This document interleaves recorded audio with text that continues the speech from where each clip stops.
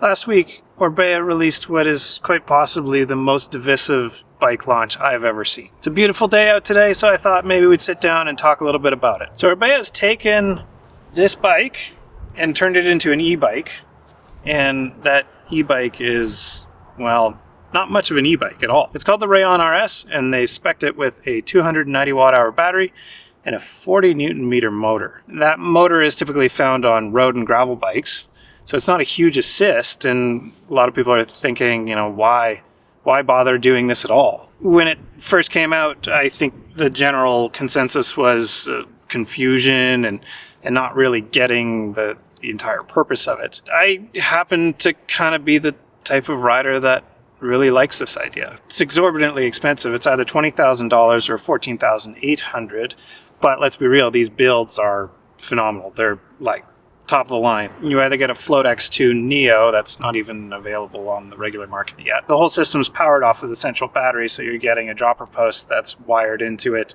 You're getting the drivetrain that's wired into it. Everything's controllable from the handlebars. And that's cool and all, but let's talk about the elephant in the room. Why such a small battery and why such a small motor? I love riding e-bikes. I'm not going to hide that. When I do ride e-bikes, I love riding them in boost mode. I love using all the power it has. I love wrestling the bike up the climbs. To me, that's maybe more engaging than my normal climbing pace. So I like it. I like fighting it. I like it when the front wheel wants to come up, and I don't know, it just keeps me a little bit more entertained. But when I'm riding my regular bike, there's always this like, oh man, I wish I had just a little bit of an assist. And that's where this bike comes in. If I'm going to introduce someone to this bike, I probably wouldn't even call it an e-bike. That's not the direction I would come from. I would just say, this is a bike with this light assist. Because it adds more confusion to think of it as these, 700 watt hour, 85 Newton meter, whatever bikes. So yeah, maybe that's just the way that we have to frame it. These bigger e-bikes, they ride really well. They plow. They've got that low center of gravity.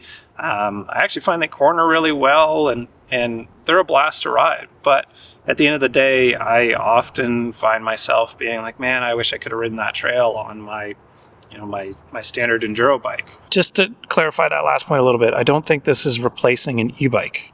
Not at all. It's going to replace your regular bike. And that's more what this bike is. We've heard it called like having a tailwind. We've weighed one of these Rayons to come in at 38 pounds. That is with the added weight at the bottom. And the Rayon RS is coming in at 40.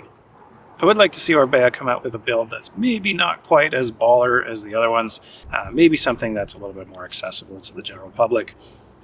And yeah, I ride with all of my colleagues are mutants. They're all super fit, and sometimes keeping up with them is actually not sometimes, all the time. It's really hard to keep up with them. So a bike like this makes a lot of sense to me.